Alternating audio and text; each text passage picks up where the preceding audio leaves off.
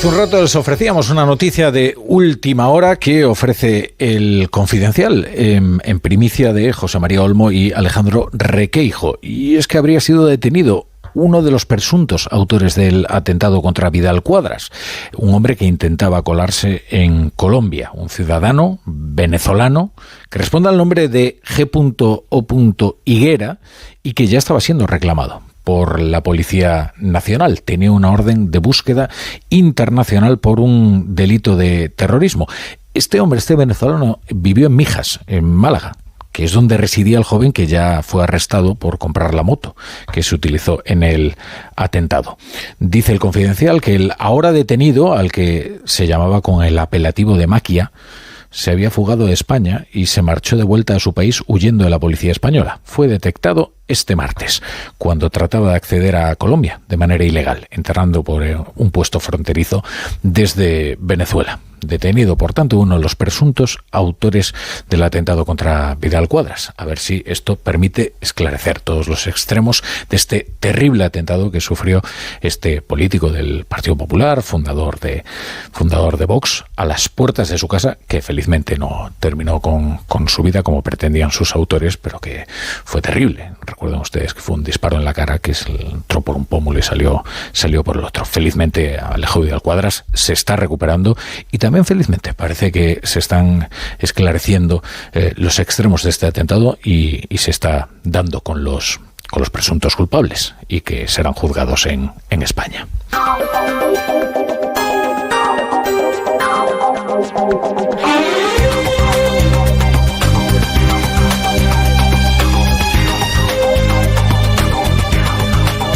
Bienvenidos a La Brújula. Si se incorporan a esta hora a la sintonía de Onda Cero, hace falta mucha creatividad para considerar constitucional una ley que ha sido redactada por sus beneficiarios. Mucha credibilidad, ¿eh? Una ley que perdona los delitos únicamente en función de la ideología de los delincuentes y del poder parlamentario que tienen sus partidarios. Porque esta ley de amnistía, y es de lo que hablamos, es una ley a medida de una casta nacionalista que dice que no es lo mismo delinquir si luego puedes investir a Pedro Sánchez, presidente del gobierno, que si eres un pobre paria sin la debida representatividad política. La frase que resume el informe de los letrados de la Comisión de Justicia acerca de la ley de la amnistía es esta: la iniciativa contenida en la presente proposición plantea dudas de que pueda tener cabida en la Constitución, de manera que debiera ser articulada a través del procedimiento de reforma constitucional. Claro, ya es bastante sospechoso, ¿no?, que la exposición de motivos de esta ley sea más extensa que el articulado y que insista una y otra vez en la constitucionalidad del propio texto. Es que es una ley que declara su propia constitucionalidad como una especie de excusatio non petita. No, claro que es una excusatio petita. No faltaría más. Es que las dudas sobre la constitucionalidad de la ley que crea una esfera de impunidad para los socios del presidente del gobierno. Claro, una forma de hacer esta ley perfectamente constitucional es una reforma constitucional. Cambias la Constitución y así la haces. Digamos que haces que acercas la Constitución a la ley de amnistía, porque la ley de amnistía difícilmente se puede acercar a la Constitución. Se puede reformar el artículo 14 para que diga que todos los españoles son iguales ante la ley, excepto si son socios de Sánchez.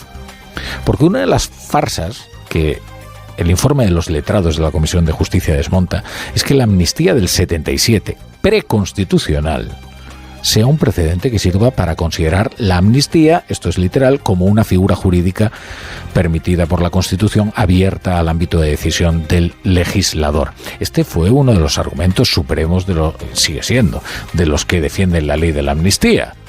Que es que ya hubo una amnistía en el 77, sí, lo que no había en el 77 era una Constitución. Y como precisamente esa amnistía vino a favorecer un cambio de régimen, un tránsito hacia un régimen constitucional, ahora no es una herramienta en manos del legislador, que no puede determinar qué delitos quedan impunes y cuáles no, y mucho menos a beneficio de un gobierno, porque se hace debido a una negociación de investidura. ¿Este informe va a tener alguna consecuencia? No, desde luego, en la voluntad del gobierno. Y basta escuchar al ministro para todo, Félix Bolaños, que cuando lo que está en juego es el poder, pues ¿qué más darán, no? los debates constitucionales. Esta es la traducción, en realidad, de las palabras de Félix Bolaños. Porque el poder es lo único incontestable. Respetemos todos los informes, los trabajamos, los analizamos, los estudiamos y, por supuesto, pues las opiniones, también doctrinales, también jurídicas, son libres. Pero la realidad es incontestable. La realidad es que la política que hace el gobierno está consiguiendo que la situación en Cataluña mejore cada día. Imaginemos que eso es cierto, Imaginemos que mejora cada día la política. ¿Y eso justifica que te saltes cualquier procedimiento? Solo justifica todo. Como el fin es bueno, ¿qué más da? Los medios. Es que esta es la lógica que aplica Félix Bolaños. Lógica mentirosa, por cuanto el fin de la ley de amnistía no es pacificar Cataluña, sino investir a Pedro Sánchez presidente del gobierno. Pero aún si ese hubiera sido el fin, la democracia es la consagración de los procedimientos. No, desde luego, de los fines. Hoy habrá quien se acuerde de Manuel Fernández Fontecha, letrado que fue purgado de la Comisión Constitucional por sostener argumentos muy parecidos a estos del informe de los letrados de la Comisión de Justicia. También habrá quien se acuerde de Fernando Galindo, que pasó del Ministerio de Política Territorial a secretario general de los letrados del Congreso, para inventarse la idea de la palmaria inconstitucionalidad. Es que el informe que permitió la tramitación de la ley establecía gradaciones en la inconstitucionalidad. O sea, es decir, no se aprecia palmaria inconstitucionalidad y de la no palmaria se aprecia. También hay quien se acuerda hoy de Francina Armengol, presidente del Congreso, siempre diligente en su servicio al gobierno.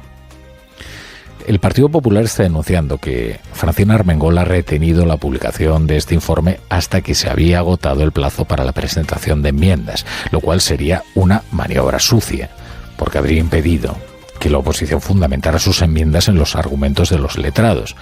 Que los letrados, en realidad, son una asistencia de los legisladores, que son los diputados, que no tienen por qué ser expertos en derecho. Cualquiera puede ser legislador, y bien está, porque es el fundamento de la democracia.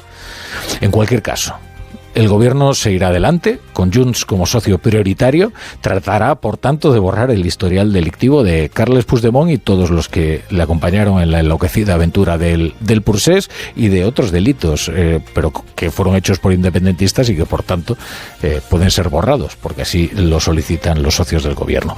Prueba de su voluntad es la reunión que... Hay una doble reunión. Hoy se ha reunido Josep María Jové, que es el número 2 de Oriol Junqueras, ¿se acuerdan? El de la Moleskine, el que tenía apuntada en una libretita toda la hoja de ruta del Procés y la construcción de la República de Cataluña. Este se ha reunido con Félix Bolaños, ministro de Justicia. Y luego está Santos Cerdán, secretario de Organización del PSOE, que se ha reunido con Jordi Turull, secretario general de Junts. Insisto, es una reunión de trabajo, lo hemos dicho en múltiples ocasiones. La reunión de hoy es una de trabajo, como muchas más que vamos a tener. Las relaciones siguen fluidas y con continuas comunicaciones. ¿Van a hablar del referéndum? Evidentemente no. Y probablemente en esto sea cierto, esto que dice Santos Cerdán, porque esta es una reunión de mantenimiento, porque lo importante, eso del referéndum, se dirime con el mediador salvadoreño en la mesa de negociación en Suiza. Ahí es donde se hablará, por ejemplo, de ese referéndum de autodeterminación sin el cual, según Turull, pues colorín colorado a la legislatura. Esta reunión con Cerdán es para tratar de la relación cotidiana entre los socios, entre el PSOE y Junts.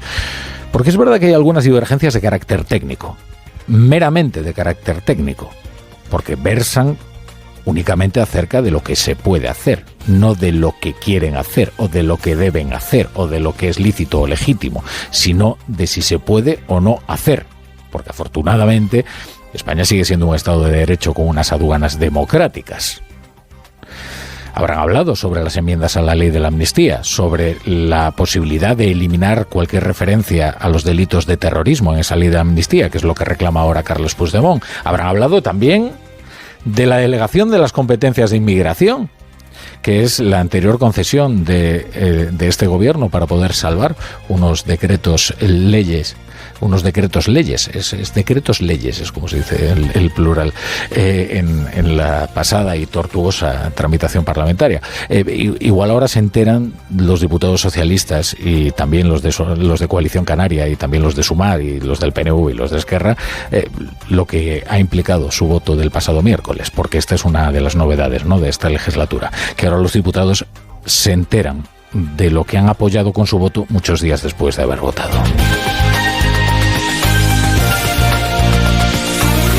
Hoy estoy acá para decirles que Occidente está en peligro. Está en peligro porque aquellos que supuestamente deben defender los valores de Occidente se encuentran cooptados por una visión del mundo que inexorablemente conduce al socialismo. Bueno, uno de los atractivos del Foro de Davos era el debut de Javier Milei, presidente argentino, que llegaba a esta pequeña localidad suiza en vuelo comercial. Justo después de Milei intervenía Pedro Sánchez, que no fue en vuelo comercial y que no criticó el socialismo, sino el liberalismo. No, perdón, no el liberalismo, el neoliberalismo. Es que el prefijo es muy importante, ¿eh? El neoliberalismo, fuente de todos los males. Se ha puesto Pedro Sánchez como ejemplo mundial de gobernante de un país que es capaz de crear riqueza mientras aumenta los derechos de los trabajadores. Bueno, en el fondo Sánchez ha hablado muy bien de España, que es lo que le corresponde hacer, ¿no? Lo que pasa es que lo que decía contrastaba con los fríos datos del poder adquisitivo de los trabajadores, del salario más común que se cobra en España y también de los datos de paro, que sitúan a nuestro país a la cola en la OCDE. Luego regresó a su tema favorito, que es el que alerta de la emergencia ultra en el mundo. Y aquí llega lo interesante. En realidad, este es el argumento con el que él justifica su entrega a los socios más extremistas en España, a izquierda y a derecha también, porque ahora a ver si Junts va a ser socialdemócrata. Ahora, lo novedoso de lo que ha dicho en Davos Pedro Sánchez es que la receta que él propone para Europa es justo la contraria de la que ha aplicado en España. O sea que para Europa pide un acuerdo de las principales familias políticas que le corte el paso a los extremistas, y él en España erige un muro, se asocia con los extremistas para desbancar a la fuerza más votada mediante un pacto con todas estas formaciones de las que ya hemos hablado y que exigen pagos tan onerosos como este de la ley de la amnistía.